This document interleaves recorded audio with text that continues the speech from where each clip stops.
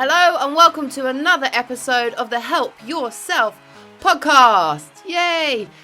This week I thought I would do something a little bit different. I really wanted to make sure that everyone knew exactly why I'd started this podcast, why talking about these kind of things was so important to me. So I've invited my friend, broadcaster and producer of my BBC Radio London show, Raffaella Coleman, to join me here. Woo! Big up yourself. That's Big right. up! Give yourself your own round of applause. Oh, I'm talking into the mic like we're doing radio. Yeah, you can just relax. Oh, okay, I can relax. These mics are I'm not used to all these cameras and all these fine gentlemen in here. Yeah. You got it good, girl. Don't give them egos. You're living the life. I've seen the kind of pictures they take of me. That's true. I haven't got it that good, have I? Well, I mean, we can flash one of those pictures up here in the episode if you want. A picture that'd be brilliant. So Turks and Chris shoot the episode, these episodes. They do an amazing job, and Turks decided to take some pictures of me on the first day that we worked together. He very proudly sent them to me via my my Instagram DM. Stop. And I got those pictures out today, and I have actually been crying and had to clean the mascara off my face. So if we just show those pictures now, everyone can have a little look. And a little laugh. Yeah, and a little laugh. Brilliant. But he's a great photographer. Follow him on Instagram. What's his Insta? What is it? What's your Insta? Turks.80. Turks.80. Oi, oi, there Girls, he is. he's brilliant, He's honestly. brilliant. Gets Yeah. all the right angles. He even does this special grey thing. It makes you grey. So you look dead. Stop. Okay, anyway. Right, so we've had a bit of a Second that. giggle. So I wanted to have, I wanted to be able to have a conversation about why I started this podcast, why it was so important to me. And I thought there's no one better who knows me and knows why this is important to me to have this kind of conversation with, just so that people understand fully where it's coming from, I think. Mm-hmm. I think that's why I wanted to do this. Thank you, Claira. So I want to know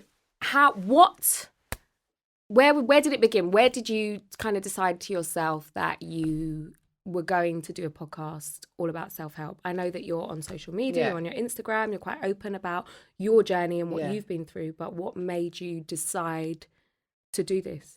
Because you know what it is? It's like I started off as a presenter, I think, like properly trying to go for it when I was 26. That's 10 years ago, yeah? Mm-hmm. And I had like this kind of success at a time where social media wasn't really that much of a thing. I think Twitter had just kind of started, Facebook been around for a few years. Yeah. YouTube was like, it was a space, but it wasn't popping as it has popped over the last 10 years. And I like went into this space where I was like, I want to make it as a presenter, but I didn't know what that looked like or what that path looked like. And I had no clue how to do it. So I just got my friends to shoot this show reel, and then I ended up working for a channel called Officially Urban, and then I met the guys from Grime Daily, and I kind of pestered them until eventually they were like, yeah, okay, give it a shot kind of thing. And it just worked, and the videos got views. But I don't think I realised at the time that I was actually good at what I was doing, because I'd had, my mum died when I was a kid, and my childhood had been very chaotic, and my early adult life as well. Yeah. So I had this kind of self-loathing. I didn't really like myself. I'd had bulimia for 10 years. I was incredibly unhappy, and I didn't think that I was attractive. I kind of did, but I also didn't. Yeah. So there was like I ended up, I guess, like having this persona that I portrayed to people just to kind of keep my stuff together. So it looked like stuff was together, but underneath everything was like a whole, chaotic. like just like a massive shitstorm. It was like a nuts. And so did you find that reading books and listening to podcasts helped you? What was your sort of turning point where you thought, I need to look deeper into this? I don't think when I was looking at, I don't think podcasts were even a thing. Like really, I mean, they've just taken off the last 5-6 years. I don't think they were even a thing at the time when I started looking, but it was when my sister died. So I started presenting and getting into the whole like grime scene and UK hip hop scene. And by the time my sister died is when I was recording, I recorded Heart to Heart after she died, but it was when I was doing like kind of videos with like Trey Songz, J. Cole, like the big American artists. And when she died, and she was ill the whole time. So even though I was on camera, like doing these jokey, funny interviews, when I finished, I would be going to see her in hospital.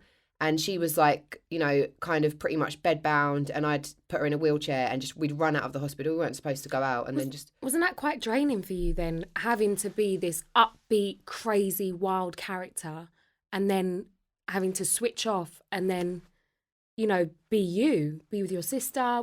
Didn't that drain you out, or was it like an escape? Yeah, I think always for me, being on camera has been an escapism, and that's the way that it's kind of panned out, is that there's like this, not even an escapism from the life so much, but an escapism from me, an escapism from that kind of depressed, anxious, unhappy person. And I think there's something about doing an interview with someone, you never know what way it's going to go, so you're very present. You're not thinking about what happened yesterday, you're not thinking about what's going to happen tomorrow, you're in it. And there's something about that being in it and that kind of joy of just being present in the moment that I fell in love with. And it allowed me, I was really shy when I started presenting, so shy. You said that, yeah. I could never imagine you as a shy person, ever. Yeah, but I was so bad. But what would happen is I'd be sort of the person I was on camera, which everyone saw, and then I would be different off camera, and people were really confused by it, and they just thought that I was rude and that I was like stuck up and that I was arrogant, and it actually had nothing to do with that. I was just really shy, really insecure, really uncomfortable. So it's taken me a long time to kind of work on and work through all of that stuff. But my sister dying was the change when I was like, right, something has to change. Like, I can't be miserable for the rest of my life.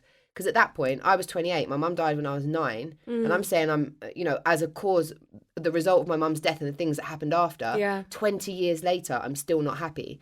No, the rest of my life can't go like that. Something has to change. So that's when I was like, right, something has to change and it has to be different. And it's taken me years. Like, just because you say, I want to change something, when you've lived your life a certain way and you've layered it up and you've built it up, it takes a long time to take all of it back apart again and to kind of take yourself back apart and work out who actually am I? Yeah. Not all these things that I've built around me to protect me or to make a difference. Yeah, but who actually am I? So what steps did you take, though? That's what I want to know. Like, obviously, you realised that something wasn't right. You were unhappy. You had things that you needed to work on. What, like, was it like just even joining a gym, for example, and going to the gym? Or what was it? Did you? Nah, I qualified as a personal trainer just before I started like doing presenting stuff, and I've always been into the gym. And then I take breaks. It's like most stuff in my life. I just haven't been able to be consistent. I'm like that. And I think actually, even in the time, so after my sister's death, although I was on a healing path, I was still doing mad, crazy behaviours. Yeah. I was still wild. Wild, yeah. Ever. I'm choking then. But I was like, I relied heavily on like having sex with people to make myself feel okay. Not good, not attractive, just okay. Because okay, or loved? Loved, yeah. But okay. Just okay. That's where it would get me to. It would get me to a level of okay, because I felt so alone and so lonely. And I didn't know how else to get that kind of love or attention. So during that time, it was kind of like me trying to figure stuff out by reading books and going to different like retreats and et cetera, but at the same time my behavior wasn't necessarily the most positive. And do you find that people in your surroundings, like your friends who are dealing with, just on the same sort of energy as you, on the same frequency? Not at all. No, I think different. Yeah, my friends are like kind of stable, settled, like really so different, interesting to me. Really different kinds of people actually. But I think like my best friend is more like my sister to me. So I've known her since school and she's just super supportive of whatever I do. Yeah. And it was just kind of a given, I guess, that I was like this wild person. But sometimes I feel like for a lot of my friends, they never really understood why I was doing that behavior. Like it wasn't like, oh, I enjoy sex. Yeah, sex is great. But I wasn't having like sex because I was enjoying it and I thought it was great. It was an addiction. It was like, wow. I need this to survive. Like I can't. So it was always just on to the next, or going background in circles when it came to guys, because I just, that was my distraction. It was my escapism. It was like everything. So it made like such a difference, and it was kind of a support system for me, I guess. I didn't know who else to go to. I didn't know how else to, I just couldn't work it out. And that was the only thing that kind of kept me like afloat. Yeah. And sometimes I would normalize it to myself, and sometimes it'd be like, yeah, this is just a bit of fun. It was never a bit of fun. It was like so much deeper than a bit of fun. But it's taken me a long time to work that out, and to get to where I am.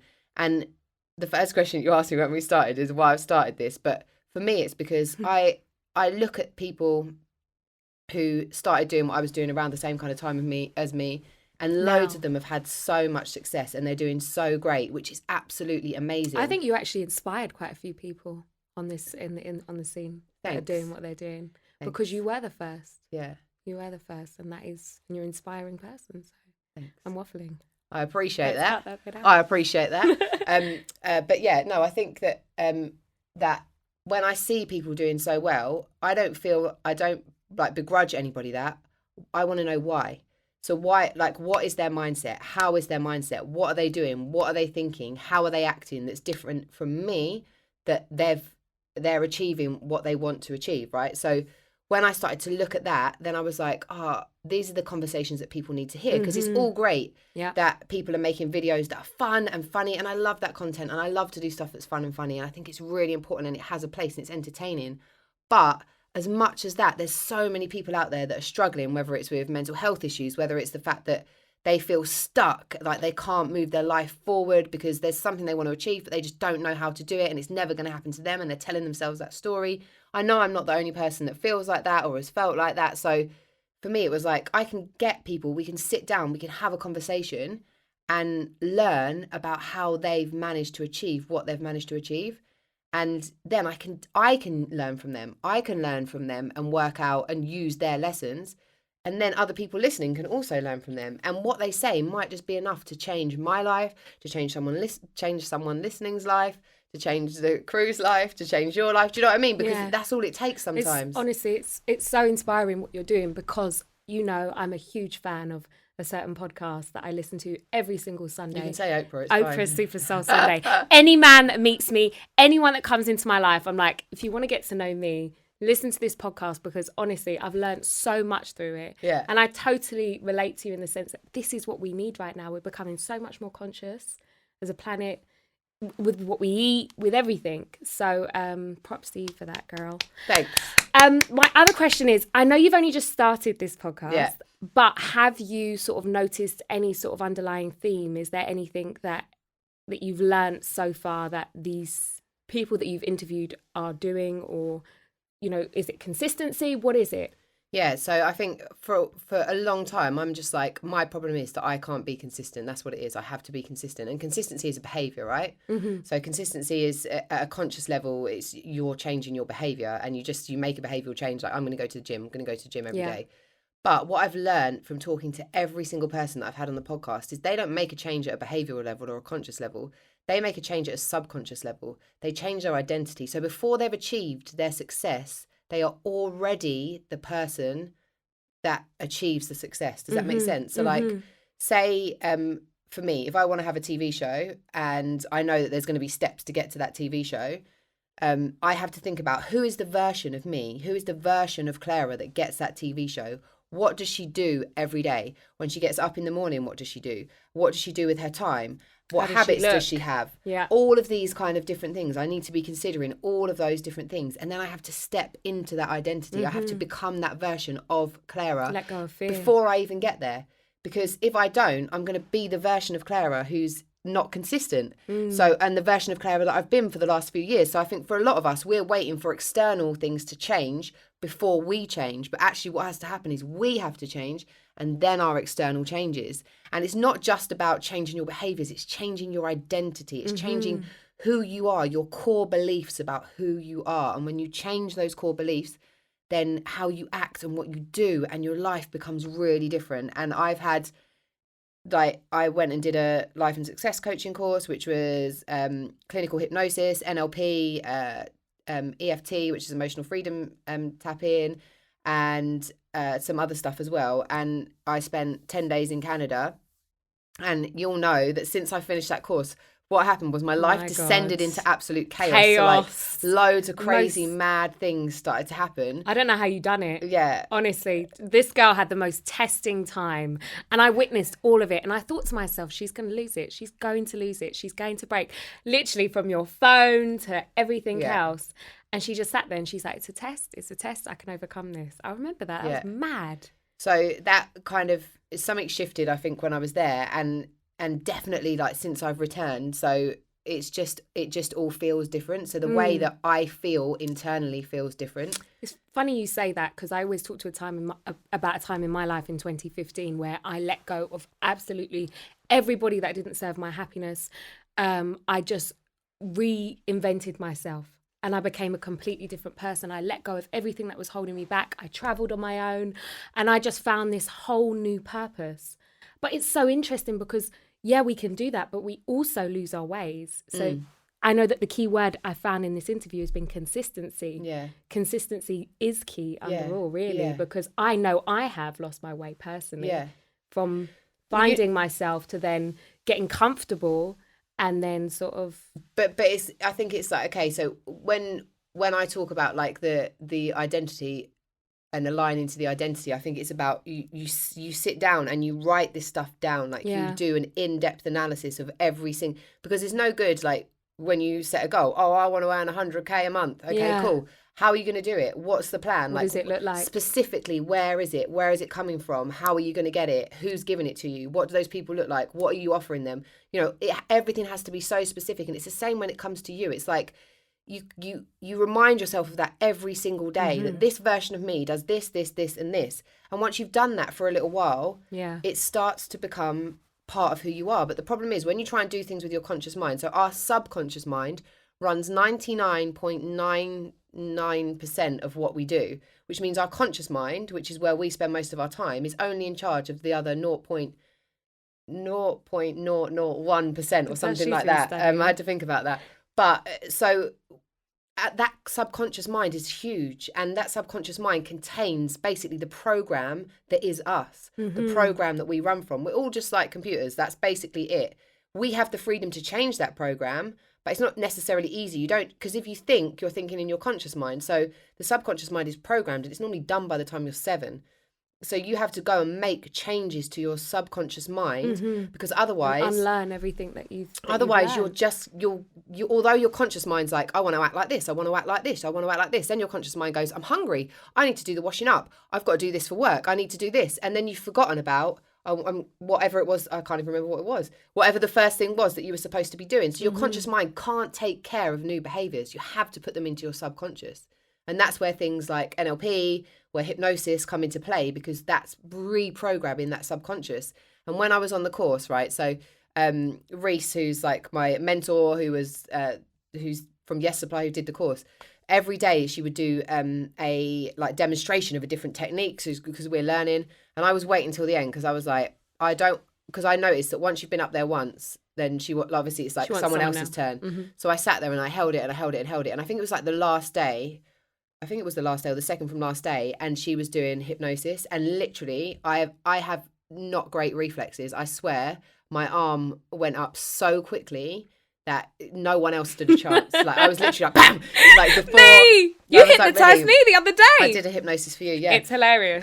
It wasn't hilarious, but it was great. Yeah. But it was just funny having you do it because you're my friend. But so she did my hypnosis, which was for a new version of me. Is that what you asked for? Yeah. So that's what it was about. So we were talking about, so you would have, like if I was going to hypnotise someone for a new identity, I would talk to them about that identity, what it looks like, what it feels like, what they're doing, where they see themselves, etc., etc. And then I would do the hypnosis, take them into trance, and then put those programs in. And honestly, I mean, I know that things have changed. I know that things have shifted, and I know that I feel completely different during that time. And also, just like even with exercise, like this morning, I woke up and I was like, I was at work last night until like gone midnight. I probably went to bed about 1 a.m.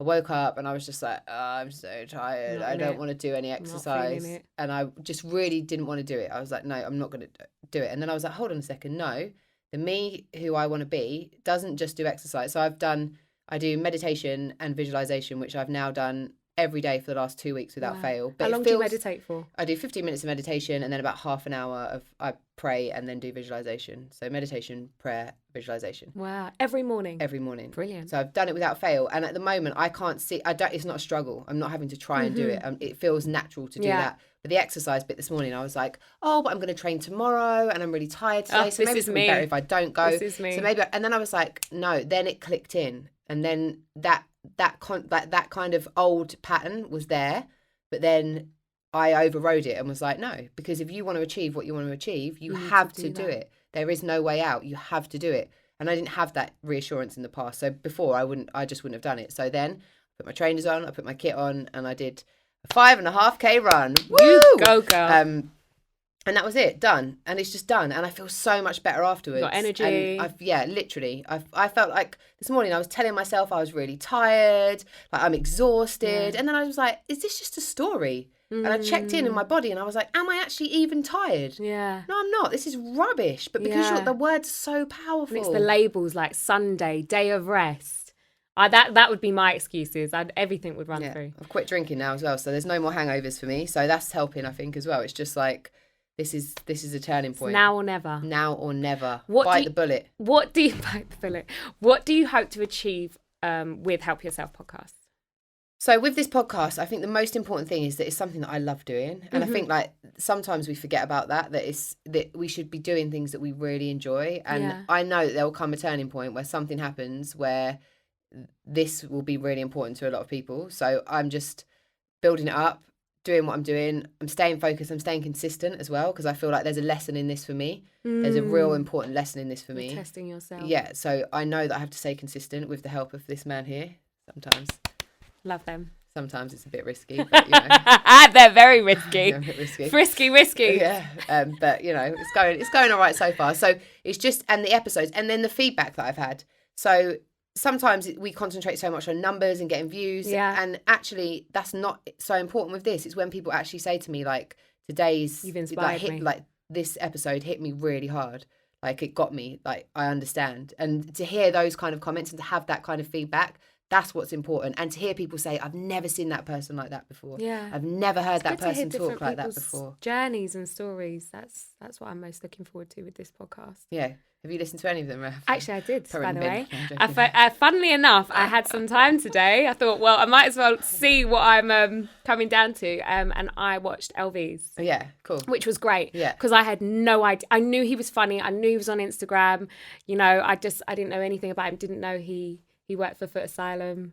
See? Yeah. I did watch it. See? Well done. Did you like it? Did you like it and comment? Yeah, I did. And I subscribed. There you go. Look at that. There Winning already. Winning. More subscribers, more likes. But she didn't turn on the notifications though. Fail. Oh my God. I will when I go. But yeah, so I think it's just about honest and open conversation and being able to see, like, loads of people look up to people, but you don't really know anything about them. And so it's like, for a lot of people, those kind of people who make funny content or make content online, people use it as an escapism. So it's like, I feel shit, I feel depressed, I feel anxious. I'm going to watch that because it takes me away from who I am and it makes me laugh. But then as soon as it's off and it's done, you're back being who you are.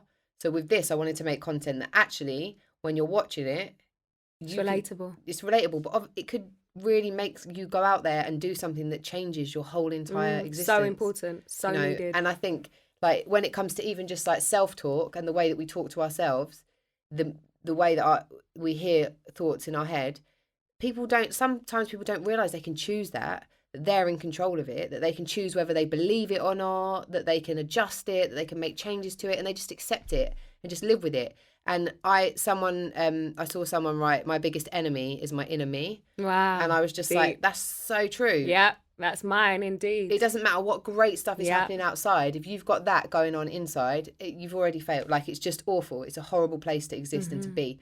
That's why the biggest amount of energy that we ever spend and the biggest investment we can ever make on ourselves, like financially or anything, is to work on the internal, not the external. I actually was having my tarot. You know, I love my YouTube tarot, and I wrote a quote. Tarot, darling. No one tarot. says tarot. I'm West London. No one says tarot, darling. She basically said, do you want comfort or do you want freedom? Yeah. And I thought that was deep. It's because deep. I thought, I have gone through a period in my life where I was comfortable. And then I just had this whirlwind, like this whole life change. And I just felt free. Like, I know it sounds so cliche, but the trees, I could see a tree. I could see how green it was. I appreciated everything that was around me. And then years afterwards, and not applying that, continuously applying that, I went back into comfort. And so I thought that was really interesting. I think that's a question that we must question ourselves. The thing is, when people say comfort zone isn't somewhere where you're like relaxed, chilling out. Your comfort zone is just the space you stay in because it's easy. Your mindset as well. But your comfort zone can be a horrible place to be in. It can be a job that you hate, that you've been going to for the last 10 years, that you turn up to, that you really don't want to. Your comfort zone can be a relationship that you're in that's abusive, that's uncomfortable, that's never what you want, where you feel awful. But because you've got so used to it and you fear the difficulty of getting out of that zone, it becomes comfortable in a sense. So you stay in that comfort zone because you're not going to push yourself through. But the only way to freedom is to go through the comfort zone. I'm out of my comfort zone right now, if I must be honest. Yeah. Me with cameras, it's so funny. Me in a studio with a microphone. I started off as an actress. I'm waffling. I know we're meant to know about your podcast. This is so typical. But me in front of cameras right now, it's terrifying. It's the weirdest thing for me. But you put me in a studio in front of a microphone and I will waffle on for ages. Isn't it bizarre? Yeah, but I think it's because obviously it depends. I think if you're like, we live in a society where there's a lot of pressure, especially as women, to appear and look a certain way. Yeah. And when we become quite conscious of that, when we're in a studio, no one can see us and we can just be natural. So it feels comfortable. Like you feel really comfortable. Yeah. When there's a camera, even though you might not be consciously thinking about it right now, there's still this underlying, do I look all right? Is this, you're not being your true self. Yeah, because you can't just relax, or you can't just like, there's too much, you put too much pressure and there's too much concern to appear a certain way. So, and it kind of rides in your mind. So I think that can make people feel really uncomfortable. But that's probably for you, like you were just saying about, do you want your comfort zone or do you want to be free? Exactly. So it's like, do you want to be able to control every aspect of how people sit? No. Or do I just want to have the freedom to talk and express myself in the way that I want? Sometimes you can't control the way that looks or exactly the way, it comes out. But you just have to do it because you know it's important and you know it's what you want to do. Okay, last question for you. Yeah. What's one piece of advice you would give to anyone that's listening now?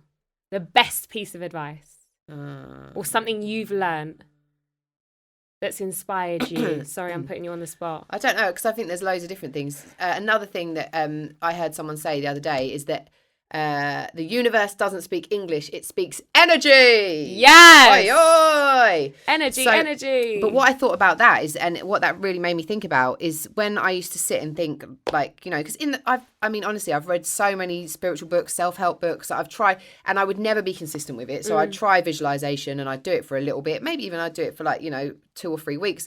Then I'd be like, this isn't going to work. And I'd switch to something else and it'd be something else, and I wouldn't do anything for a while and then I'd do something else. But the thing to understand about the universe and that statement is that when we think things and we think, say, for example, I think I want a TV show, yeah?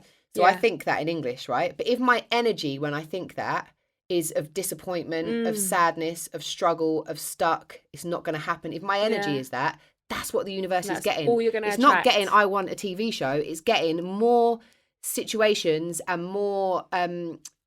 situations that will create the feeling that I'm feeling when I think that. It doesn't care about my English words. It cares about my feelings, which are energy. Emotions and feelings are energy. So that's why when you want to create something, it's how you feel about it. And this is the thing that I started this whole interview saying about the identity. It's not just writing it down. It's not just words. It's feeling it. How would that person feel? Yeah. How do they feel when they wake up in the morning? What kind of thoughts do they have in their head? When something negative happens, how do they deal with it? And it's really taking on the energy of that version of yourself.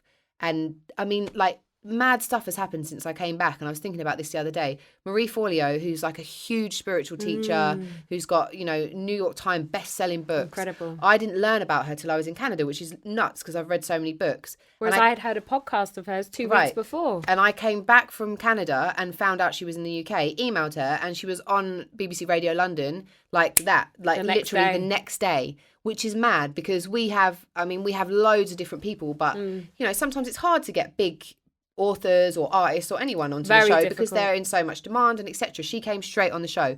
Amazing and like super cool. Then the next thing that happened is I'm like, right, I really want to start doing my fit state of mind videos again for YouTube. I really want to work with athletes and I want to find out what's going on in their head because they keep telling me that their sport, although it's physical, it's 80% mental, 20% physical. And they're giving me these kind of percentages. And I'm like, wow, so how's their mind working? So I saw that Clarissa Shields, who's the undisputed champion of the world in 2 weight classes, 2-time gold medalist boxer. She's American. She's from Flint, Michigan. She was in the UK And I sent her a video that I'd done, a Fit State of Mind, and I haven't done the series for 4 years. And I said, can we come and train with you and do something like this? She's like, I'm only here till Sunday. And this was on Wednesday. And then on Thursday, she messaged me and said Friday, 3 p.m. and sent me the address. And do you know what else she said? She also said, because I was there, yeah, she turned around and she said that she had to go through all the DMs and emails that she received and videos from people that wanted her on their shows. Yeah. And so she chose yours, which was pretty dope. Is amazing. Yeah. So it just shows that when the energy starts to change, and today, let's just say today, one last thing, okay? So I'm going to talk about this. I've got a pilot for a podcast that's happening, which is going to be audio and video, which is completely different to this. And it's kind of something that I've wanted to do for ages. And I need a bed. I need a bed and I need a bedroom, right? We have been discussing this for days. So figuring out a way that Claira can get a bed. But I've been trying to work this out for a month. So I've emailed hotels. I've spoken to different people. I emailed some people on Airbnb, and I think they thought I wanted to make porn, because they're just like, why do you need to shoot it in the bedroom? And I was like, oh no.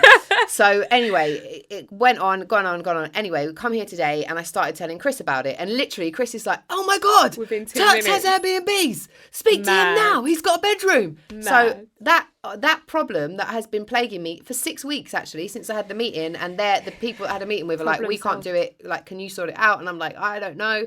Now the problem's solved. So I think when you really start to feel into that energy and change that energy and remove the blocks, whatever you have to do, whatever you have to go through, like I've done therapy, I've been to a therapist for months and months on end, and I've done it at different times in my life. And when I feel like I need to, I will go back and I will talk to her and I'll work stuff out. I have been to yoga schools, I've done silent retreats of meditation, I've cried, I've screamed, I've spoken to as many different people as I can, I've journaled, I've done 2 life coaching courses now. Whatever it takes, whatever you have to go through to get out of that comfort zone that isn't serving you, that's what you have to do, whatever it is. And it won't be overnight. It's not a quick, easy thing. But if your life isn't this, if your life isn't you learning lessons to get higher and higher and higher, why are we here? Yeah. Why are we here? Amen. So last question. I know I said I had a last question. Last question. I'm getting warmed up now, guys. You see how it goes. I was dry to begin with. Guys. Now we're getting there. The truth's coming out. Where can people find your podcasts? Well, they'll be watching it now or listening to it now. I know. So right here. Anyone else? Oh, yeah. We're not on the radio. But where can people follow you? Yeah, so if you're listening to it, you can go to YouTube and watch it, and if you're watching it, you can go on Spotify or Apple, wherever it is, podcasts there, and just follow me on Instagram, Miss Claira Hermit, and let's just make this world a better place together. Like, let's just do it together. Each one teach one. Exactly. Whatever you learn, share it, and don't worry about what other people are going to think of you. Let go and let go. Your words are important, and also, just to add to that quickly before we go, is people will be like, oh, you might think, oh, but there's loads of other people who make music like me. Oh, there's loads of other people who share the message that I've got. Yeah. Oh, there's loads of other people who are actors, or there's loads of other people who do this. But nobody can do it in the way that you do. Mm-hmm. You are unique and you're made that way for a reason. And if you have a calling to do something, you should do something. Having conversations like this is really important. I heard the same information over and over again from books, from videos, from everything. And I kind of got it.